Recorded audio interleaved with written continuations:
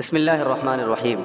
ہمارے نبی صلی اللہ علیہ وسلم اور آپ کے صحابہ کا اپنے پیٹ پر پتھر باندھنا یہ بالکل صحیح ہے، ثابت ہے، اس میں کسی قسم کی شک اور شبہے کی گنجائش نہیں ہے۔ ہمارے بہت سے احباب وہ بیچارے نہیں سمجھ پاتے کہ وہ پتھر کس طریقے سے باندھا جاتا تھا، پتھر کیسا ہوتا تھا، اس کا کیا فائدہ ہوتا تھا۔ بظاہر تو ایسا لگتا ہے کہ پتھر باندھنے سے تکلیف پڑتی ہے، تو اسی کی وضاحت لے کر کے میں آپ کی خدمت میں حاضر ہوا۔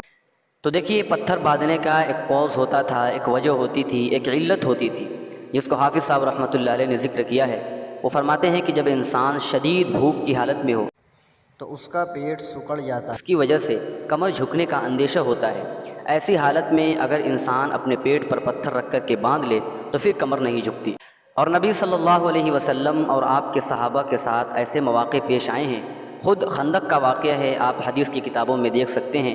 کھانے کی چیزیں نہیں تھی، پینے کی چیزیں نہیں تھی، اور خندق بھی کھودنا ہے، ایک بہت پریشانی کا عالم تھا۔